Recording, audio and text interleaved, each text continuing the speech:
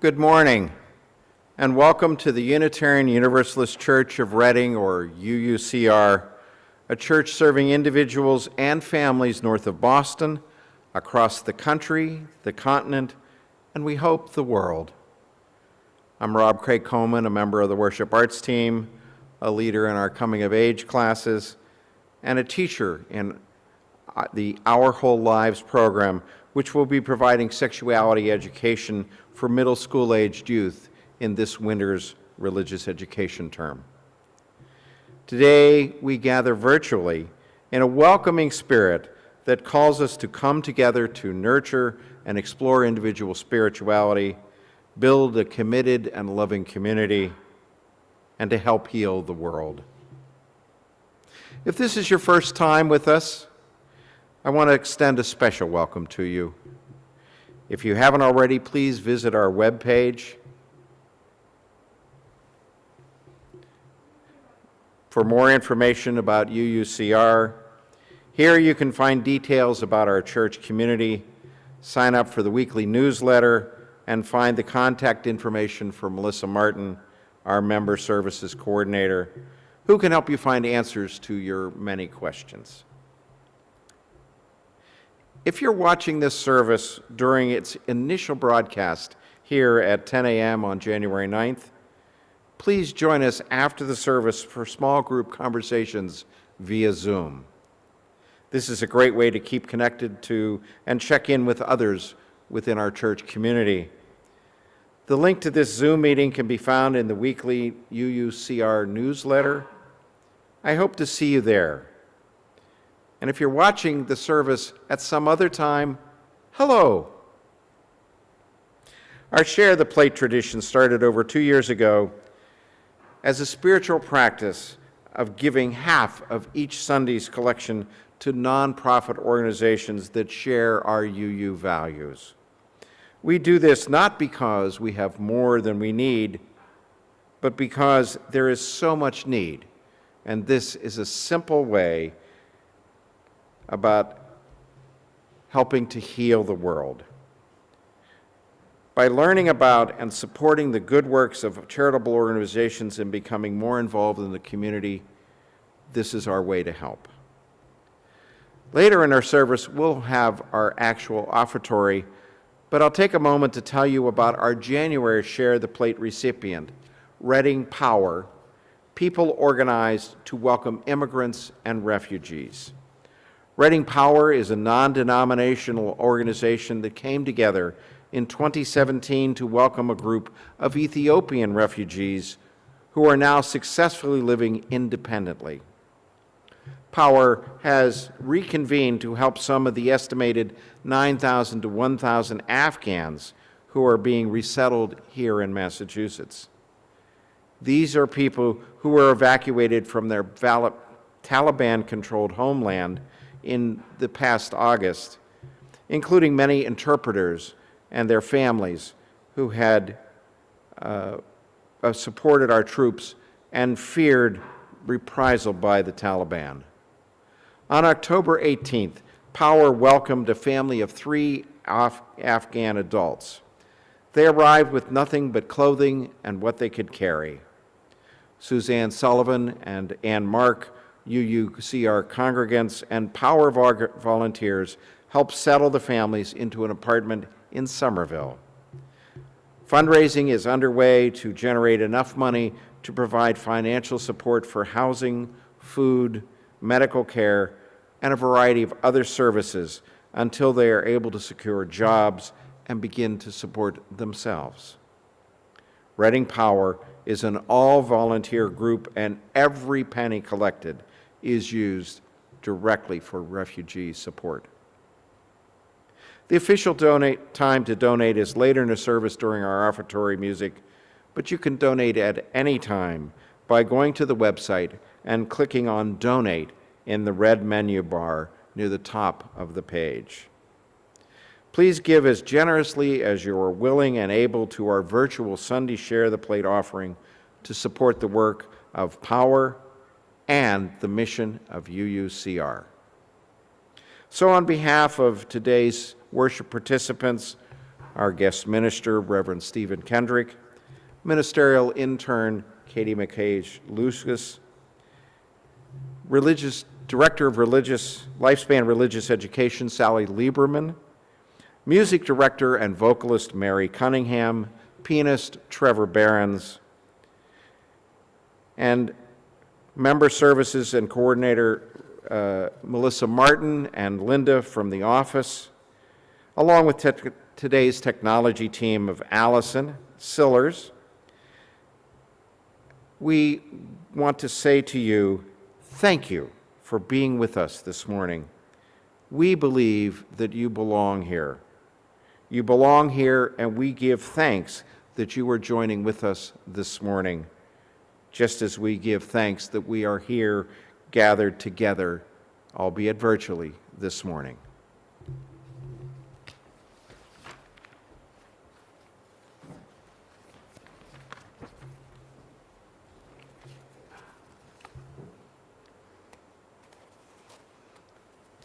Good morning, everyone, and welcome. I'm Katie McQuaige-Lucas, your ministerial intern, and my pronouns are she and hers. I am very honored this morning to be able to introduce the Reverend Stephen Kendrick. He's the Minister Emeritus of the First Church in Boston, which is, as many of you know, my own home congregation. So he is also my mentor and a person of great wisdom, open-heartedness, and yes, joyfulness. It is a delight and a joy for me to be able to be here with him this morning. It is also a delight and a joy to be with all of you this morning.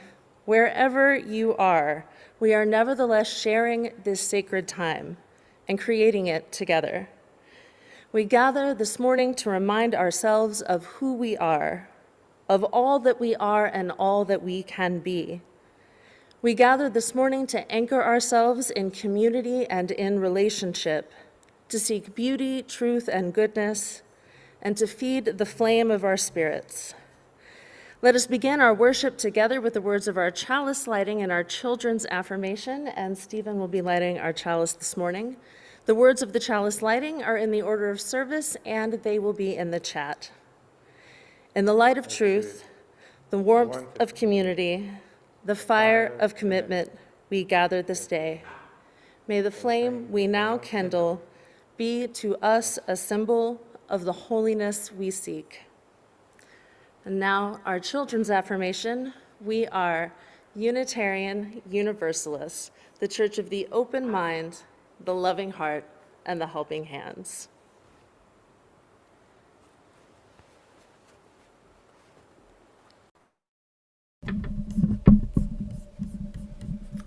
Good morning, everyone. I'm Mary Cunningham, and I'm zooming in from my living room again this morning, but I'm happy to be here and singing our first opening hymn, for me, the first one of the year. We'll sing one that is familiar to me and familiar to many of you. I've Got Peace Like a River. The lyrics will be in the chat, and I hope that you can sing along with me.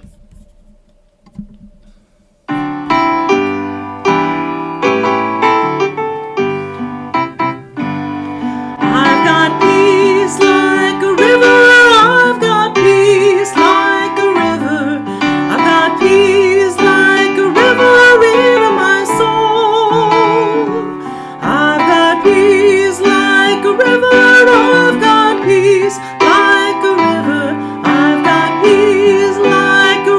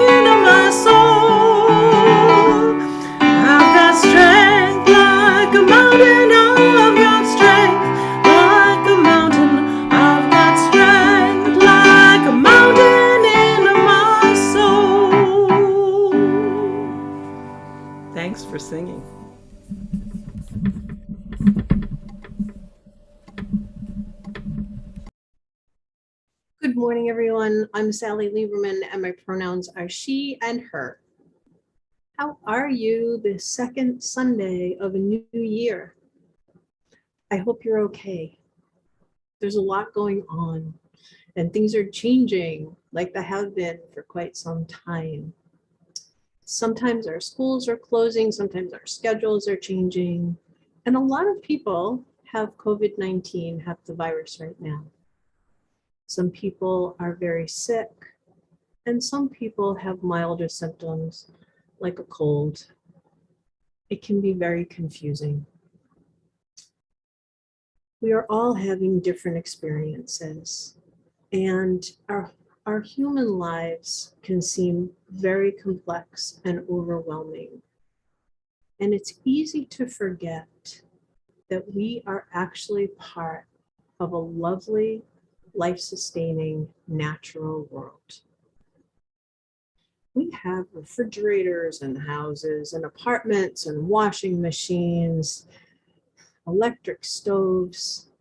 It's easy to forget how connected we are to natural systems that literally take care of us all the time and sustain us, making it possible for us to actually live and breathe.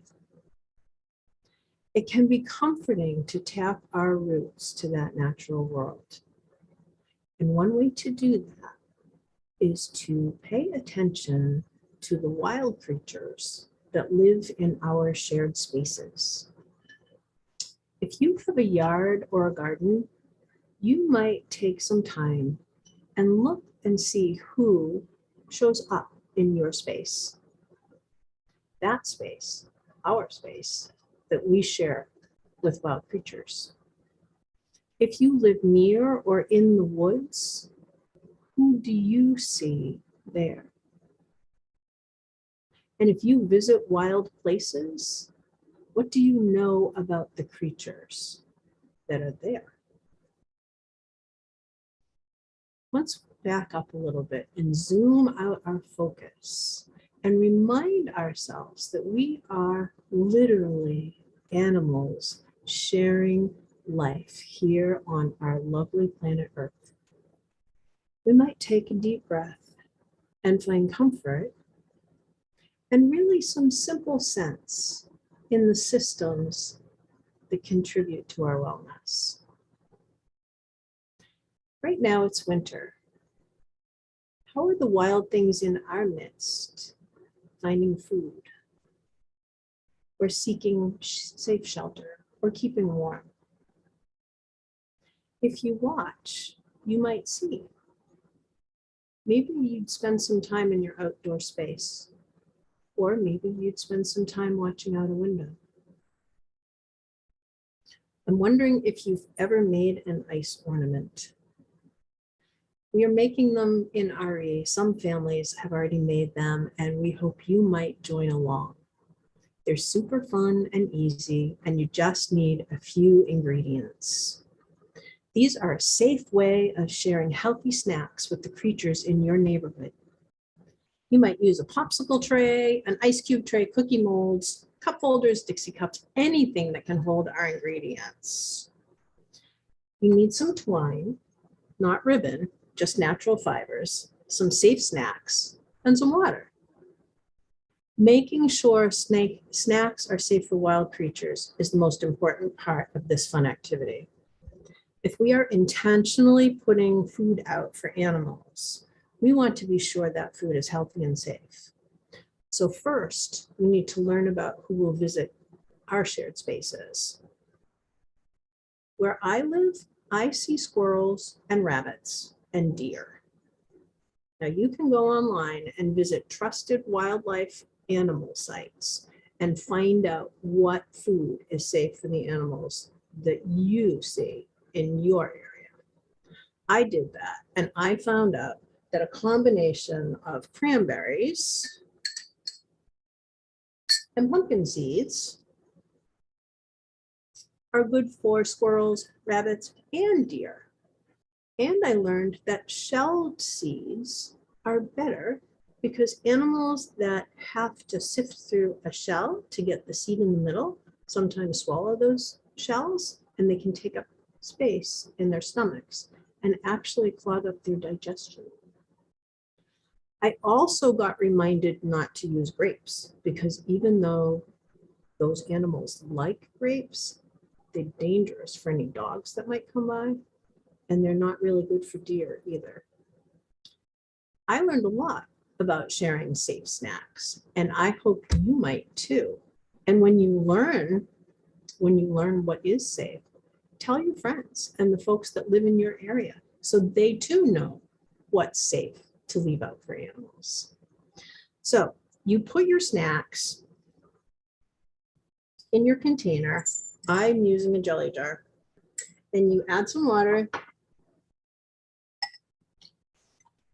and then you put in your twine. Remember, no plastic, just natural fibers. This is going to be your hanger, and you're going to put this in the freezer for a few hours, and then you can hang this outside.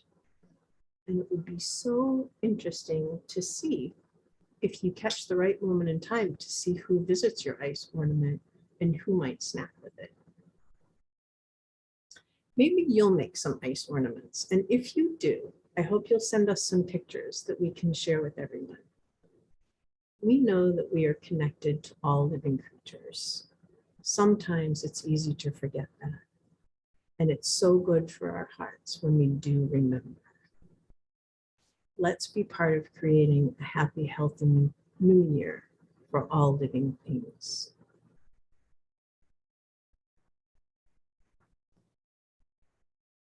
Friends, as we do each week, we're lighting our symbolic candle of community. Symbolic this morning because I'm lighting it from here at home, reminding us that we are a community of memory and hope. We hold gratitude for those who came before us, who created this space and held it open for us to come and live into our shared values. We acknowledge our place in this time as seekers and learners, companions moving forward, while we tend this space for those who will follow. Today, let us celebrate our connections to all living creatures.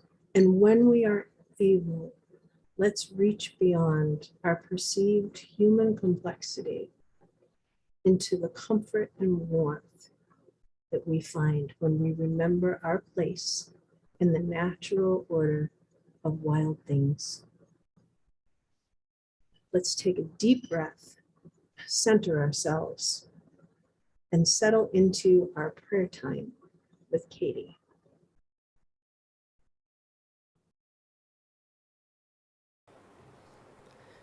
Please join me in prayer. Infinite mystery, we glimpse you in the movement of the stars, the glimmer of moon on snow, and in the rhythm of the beat of our hearts, but we can never fully know you or grasp you. Today we are grateful for the beauty of this cold morning, for the warmth of loving relationship and community. Yet even as we feel gratitude, we also come this morning with tender hearts, many of us aching with sadness or anxiety. We remembered this morning the Capitol riots of 1 year ago, and we pray that in the time to come, our leaders show wisdom and discernment to reinforce and even expand our democracy. We pray this morning for the people of Kazakhstan, that they might have both safety and freedom in the wake of protests there and the rising political tensions.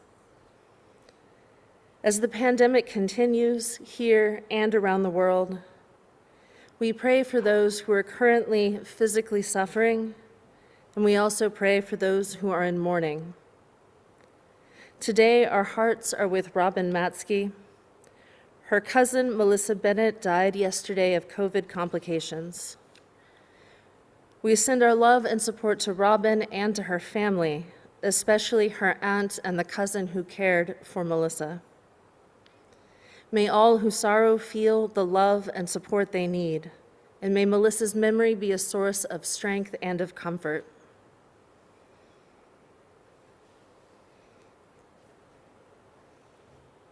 Spirit of life and love, we are all too easily distracted by our busyness, by the demands of our daily living, and we all too often forget that even in those things, we will find mystery.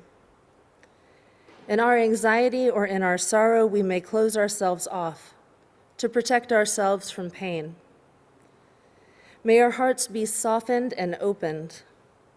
May we be mindful enough to discover beauty so that we might return again to our anchors and sense your movement in this world. May our senses be open to delight. May our minds be open to wisdom. And may our hearts always be open to love, in both giving and in receiving. Amen, and may it be so.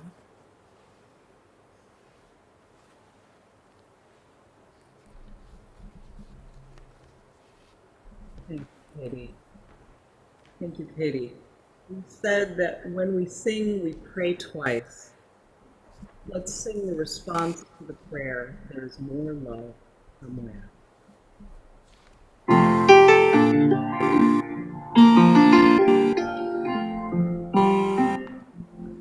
There is more love somewhere.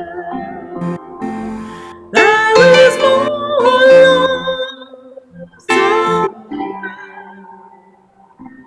I'm gonna keep on till I find it.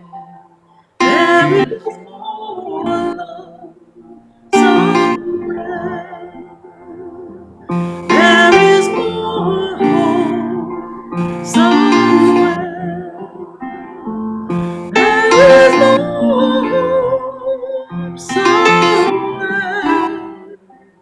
I'm gonna keep on till I find it. There is more hope somewhere. There is more peace somewhere. There is more peace somewhere. I'm gonna keep on till I find it. There is more peace somewhere and more joy. There is more joy somewhere. There is more joy somewhere. We're gonna keep on till we find it. There is more joy somewhere. May it be so.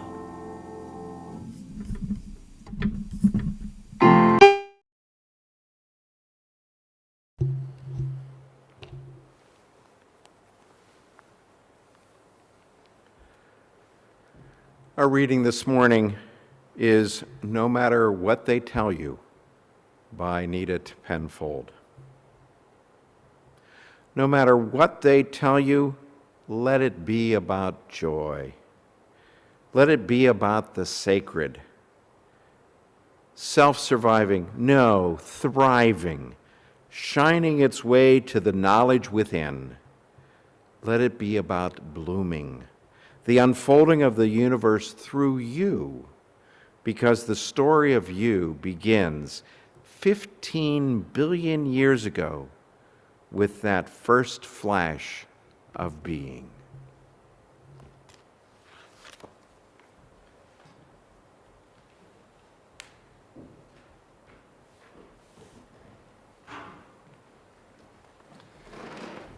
Thank you, Rob, and thank you, Katie. I've wanted to sort of emotionally dedicate the lighting of the chalice this morning to Katie and to all the other ministerial interns across the country who are doing so much hard work in the midst of a pandemic. And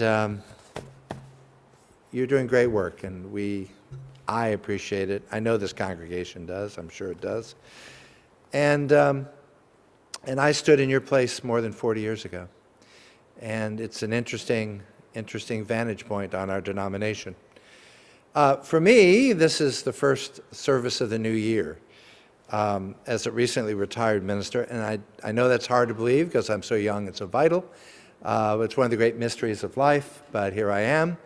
And I'm very happy to be in Reading, preaching to you.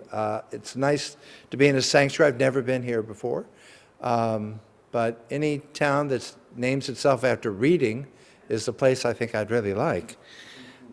I want to talk about this denomination that we all love. As we begin a new year, we don't need to have resolutions or as Moses would have called them if he were you, strongly worded suggestions. We don't really need that, but I did think it was a good opportunity for us to take a step back and to look at ourselves and how we present ourselves to the world and to each other. Now, I begin by saying that one of the things I discovered in the midst of the pandemic, pre-vaccine, is that UUs are also Stoics. And I would call around to my congregation and ask how you're doing. And almost inevitably, people, being good UUs, strong, pull yourself up by the bootstrap type of people, they would say, Stephen, I'm okay. And I would say, that is wonderful, because okay is the new great. And here we are, heading into yet another wave, and we're all discouraged and we're all tired. So if all you can summon up this morning is okay, that is still the new great. And we will proceed. But we sometimes present ourselves as needing to be stronger than we are. And we certainly sometimes also present ourselves in our push for excellence and our such a deep, strong desire to want to change this world and to make a difference, that we want somehow to always be better than we perhaps are. So this is a sermon designed to encourage you. Yes, we're okay. And we're also human. We gather to change the world. We gather to change ourselves. We gather to support and comfort one another. But the truth of the matter is, we're just human. And therefore, we're imperfect. And I was asked the other night what I was going to preach about by a friend.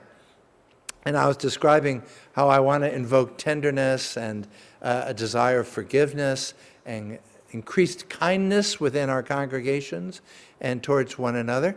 And because of this strong desire that we all have towards this almost at times fierce excellence. And he said, yes, that's the old Puritan in us. And that's true. And he invoked it again a little bit later. There is still a shadow of the Puritan in us. We may think that we dress differently and we've gone a long way from the ancient orthodoxies of our forebears, but the truth of the matter is there's still more than a smidgen of the Puritan in us.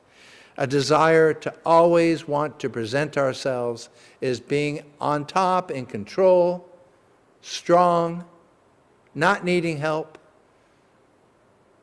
and more than maybe occasionally willing to offer judgments upon one another. A previous president of the UUA, Bill Sinkford, tried an initiative called Right and Civil Relationships, and it was an important initiative. Our church in Boston looked at it and said, we don't need it. We're great the way we are. And I think every church in the denomination needs it. And all you need to do is to go onto social media and take a look at sometimes how we talk to one another and the threads that go through. we could use a lot of innate kindness, a sense that as a religious movement, yes, we want to change the world. Yes, we strive for excellence. But anyone who walks in the door of any one of our congregations has to first be given a sense that they will be held. They will be encouraged. They will be held in tenderness. I really can't emphasize how important this is. I don't even know what our future is if that's not our first instinctual, spiritual move, is to take care of one another, to be patient with one another, and to stop being so hard on each other. Throughout my ministry, I did talk about this ladder of perfectionism. I grew up Episcopalian, not Unitarian Universalist, and certainly it was there. And we can always pin this on orthodoxy. Orthodoxies of any sort, Christian or Jewish or Islamic, whatever. But the point is, it's among us as well. No, we may not invoke lines in the Bible like to be perfect like God, or to be perfect like your Father in heaven, or perfect like Jesus. That's true. We've set all that aside. But we Unitarian Universalists have to be very careful, because we too can trod through the best of intentions into a smidgen of being control freaks. As I said, we're pull ourselves up by the bootstraps kind of people. And also, our approach towards social justice. Instead of sometimes enthusiastically embracing life in the most joyful manner possible, we can take this task, which every generation is given, and ours is a very tough task. You know, we're looking at climate justice and a reawakening of the deep roots of racism within ourselves. You know, every UU congregation in the 1950s probably thought they had it all figured out, and they were on the vanguard of a coming new post-racial life. And after the election of Obama, oh man, we're good, we got this. We don't have this. In Unitarian congregations, it's the same dynamic as almost anywhere we turn. We have to struggle with racism. We have to deal with it in such deep-rooted, it's so vast that it's very difficult to get at. But we won't get at it through judgment.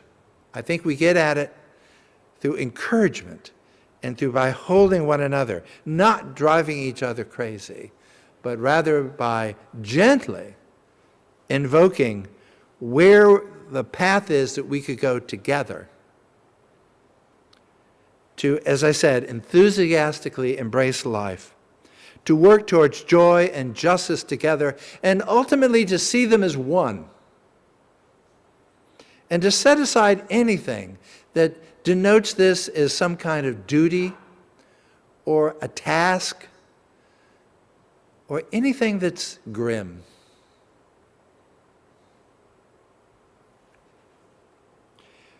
Yes, we need habits of resilience, but I think it's important that we also understand that in that resilience and in that spirit of tenderness, it is ultimately the prime spiritual discipline to learn forgiveness. Forgiveness of one another, forgiveness even of those that we do hold in judgment. And forgiveness of ourselves. And that's probably the hardest for us. I've known UUs that had a very, very tough time ever getting to a place where they could set aside their harsh judgment of themselves and what they have done.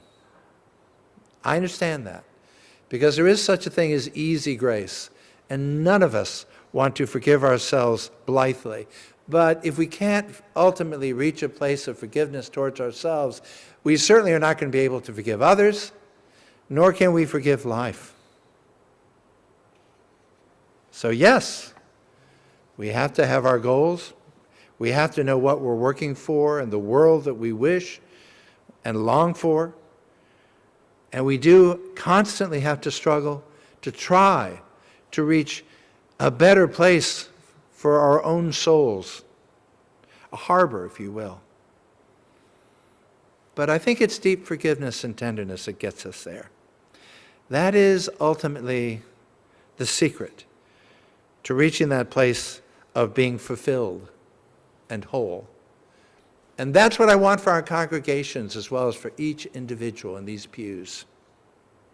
One of the traditional problems of religion, whether it's liberal or orthodox or conservative, is about this attraction to laws and regulations and rules. And you know what? It's a real problem. Have you ever known people, and I'm not just talking about Unitarian Universalists, I'm talking about any religious body whatsoever you ever have known, and you try to mentally think, what was the demeanor that I took away from that person? And if you have a radiant and joyful evocation in your mind, that's what it's ultimately all about. But, you know, when I cast my mind back, I remember some people that were pretty sullen and folks that were somber and sad. People that were pious but not happy, conscientious but not radiant, dedicated but not joyful. This faith of ours is not meant to be a burden. It's meant to be a liberation. It's meant to lift us, to lift our vision and our hearts and our spirits, to make our faces shine. There's a wonderful biblical image all through the Hebrew Scriptures that ended up in the Episcopal service that I grew up with, of the phrase, "And may his face shine upon you." That image of a shining face is, I believe, the true treasure, the heart, sometimes hidden, but the heart of all faiths. A sense of a charisma, an inner light that shines out. It certainly does not come from a sense of duty or regulation. It comes from liberation. The Reverend William Spooner, professor at the New College at Oxford, was famous for tangling up the words and phrases that he used. He did it so often that they called them Spoonerisms, and still do today in England. He inverted phrases and words. One day he was talking about the cheerful tidings of the gospel, but it came out in his Spoonerific way as the tearful chidings of the gospel. And I don't think any of us, I don't care what faith we're talking about, and I certainly don't want it for my beloved Unitarian Universalism to ever invoke tearful chidings. We want the good news, and we want the best news. And we want the ability to move, not to a place of perfection, because frankly, that's closed to us. That's like a non-starter. But we want to move in a place where our forebears who wrote the Constitution called a more perfect union. I want a more perfect heart. But I don't want a perfect heart, because as I'm going to talk about in a few moments, that's a toughie. That's really where things get really difficult. Because if you attempt to climb the ladder of perfection, you not only don't get anywhere, you sink. So you have to get off the ladder. And you have to understand that to be free, you have to find the source of joy and radiance. Now, at some level, I admit it, this message is kind of biblical. In other ways, it's heretical. I grew up hearing Matthew 5, "Be ye therefore perfect, perfect as your Father which is in heaven is perfect." I heard this as a kid. So it goes pretty deep. So how do you get past that? Well, one of the ways you do is to understand that yes, you're being invoked to be perfect, but we've also mistranslated the word. The Hebrew word for perfect is tamim. And it doesn't mean perfect, although that's often the way it's translated. What it's translated as ultimately, in its true context, is to be wholehearted. In other words, we're not asked to be perfect. We're asked to work towards being fulfilled. And if you're going to be human, then be humane. And the true message, the good news, if you will, is that's the only place you can have radical forgiveness from. When Jesus was asked, how many times should I forgive someone who has just hurt me? He said 7 times 7, meaning stop counting it out. Go infinite if you want. Just forgive. Radical forgiveness. Because radical forgiveness and perfection do not go together. And I believe that this sense of forgiveness wins out every time. Are you going to be as perfect as God? No. And thank God you are not on a ladder to perfection. And there's one simple reason to get off that ladder. Because anyone who assumes that they're climbing believes in their heart of hearts that they are looking down and that they are in a position to judge. And therefore, they are in a position to be pious.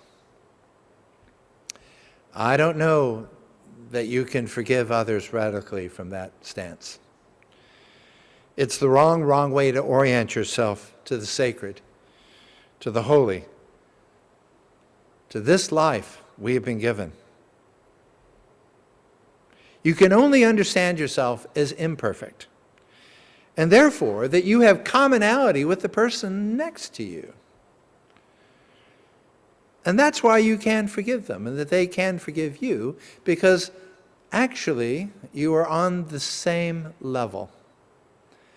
And that, to be truthful, they are you, and you are them. We're in this in powerful ways together, and there is no such thing as original sins. Everyone gets to borrow sins. Everyone is unoriginal. And deep down, that's what we do. We learn to forgive ourselves, we learn to forgive each other, and we do it again and again and again. And what we're reaching for is not being better as much as reaching connection, to be together, to build relationships. Because if I'm in a position of judging you, I'm not in a position to be in relationship with you, because I'm pretending to be superior. And I'm putting myself weirdly in the guise of God. And that's the place I don't want to be. And nor should any of us. We should be striving to be courageous and compassionate and resilient and loving. But perfect, no. We're not being asked to be perfect. Tamen, that marvelous Hebrew word, really means not to be perfect and not to be blameless, but to be wholehearted. What's being asked of us is to be a person of integrity. As the old folk saying has it, I'm not much, Lord, but I'm all that I've got. And luckily for you, it's enough. As Mother Teresa told an interviewer, we are not here to be successful, we're here to be faithful. And I would add, we're here to be wholehearted. As I said, basically, we're not here to be perfect, we're here to be fulfilled. In a new year, we will find pretty quickly it gets smudged and marred and muddy. And that's okay, and it's more than okay. It does give us a true sense of shared humility, that we are really and truly in this together.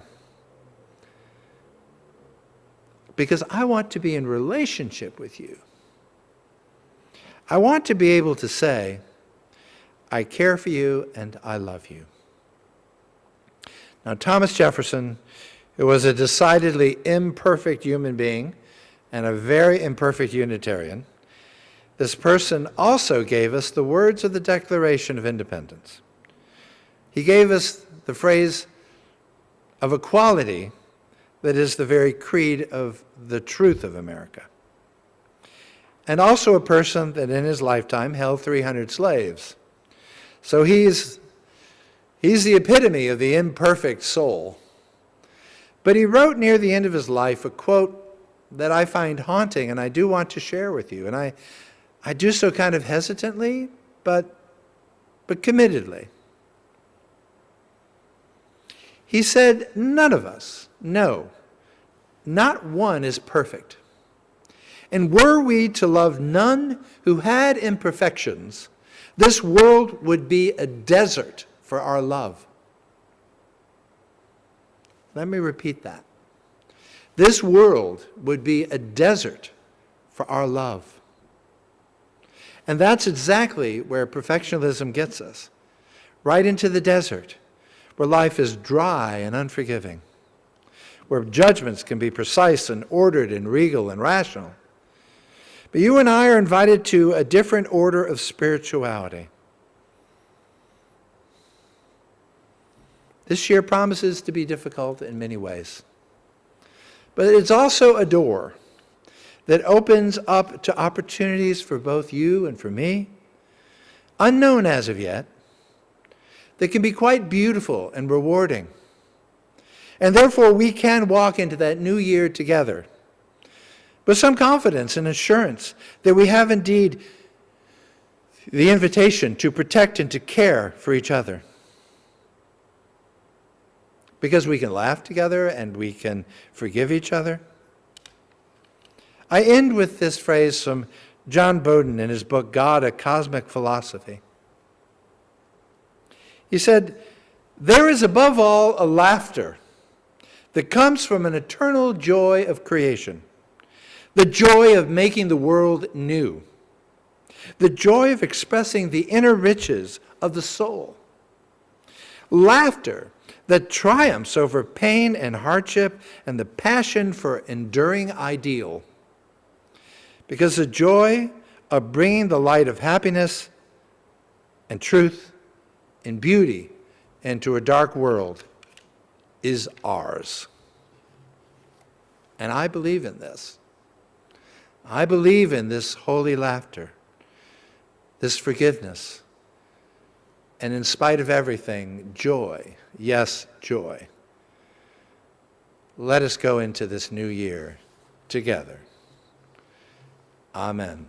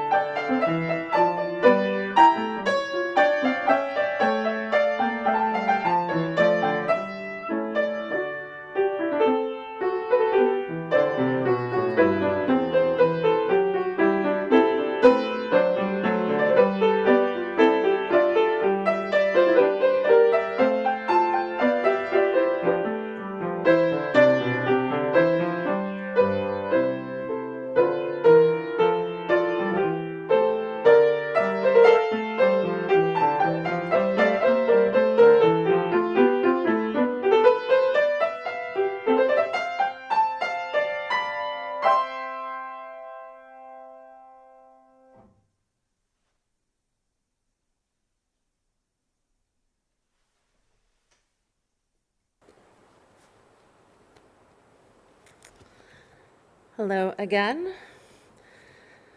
Our reopening team met this past Wednesday evening to evaluate the current health metrics as the Omicron variant of COVID-19 continues to spread through our communities. With careful consideration for the safety of our beloved congregation and our staff, the team has determined that UUCR will stay online throughout the month of January. We'll meet again later in the month to assess when it might be safe and possible to reopen for Sunday mornings. While we will not be open for evening sanctuary this week, we do hope to offer that again soon. Today, we warmly welcome you to join us right after the service for our Zoom social hour. There will be a breakout room with Sally for anyone who wants to reflect on this month's theme of living with intention. Later today, our senior high youth are meeting online, and families are reminded to check their email for that Zoom link. Other opportunities for online connection this week include our fun and friendly social crafty night on Monday. Buddhist meditation is also online on Monday night. And my apologies that I will not be online for my usual noon Zoom hour on Monday, but no worries, it's just for a special class, and I'll be back the following week. The Liberal Ladies meet on Wednesday morning. Please check our resource guide for links to all of these things and to our other online offerings. We are so very grateful for the flexibility of our amazing tech team, our worship arts volunteers, the staff, and our guest leaders, as we all work together to offer dynamic, meaningful worship services. We are grateful for our dedicated reopening team as they keep their eye on public health challenges and do their best to protect our beloved community. And so thank you, dear friends, for your grace as we navigate these challenges to create safe and accessible worship and programming. And as always, thank you for being a vital part of our congregational life.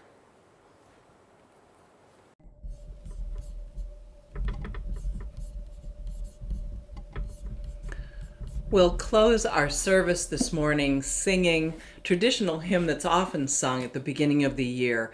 The words are written by Tennyson, Ring Out Wild Bells. Please sing along. The words should be in the chat.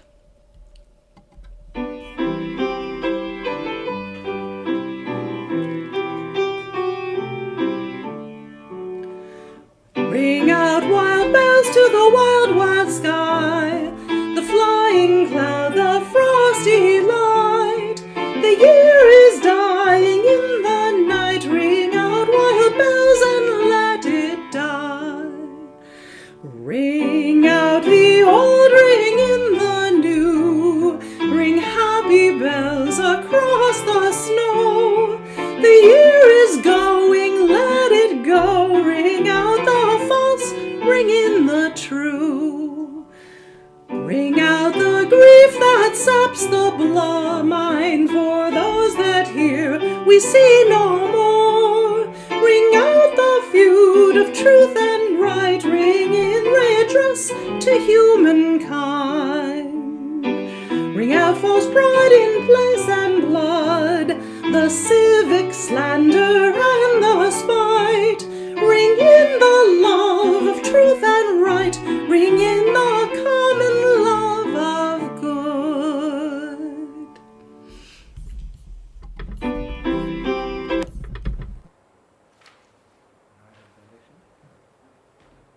I was going to extinguish the chalice and then invite you forward.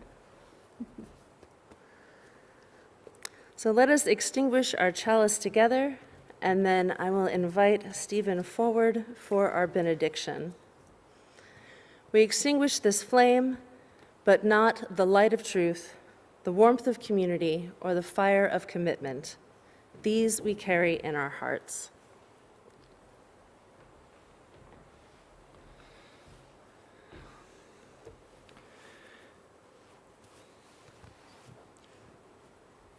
And this benediction for a congregation that I'm just getting to know. May here be found courage without harshness, conviction without bigotry, faith without credulity, reason without coldness of heart, warmth of spirit without weakness of mind, and most of all, a place where the weary may find rest, the strong be renewed, the aged be fortified, and the young inspired. And now may peace, which passes all understanding, keep your hearts and minds in the knowledge of love, and may this peace be yours in the week to come. Go and be at peace.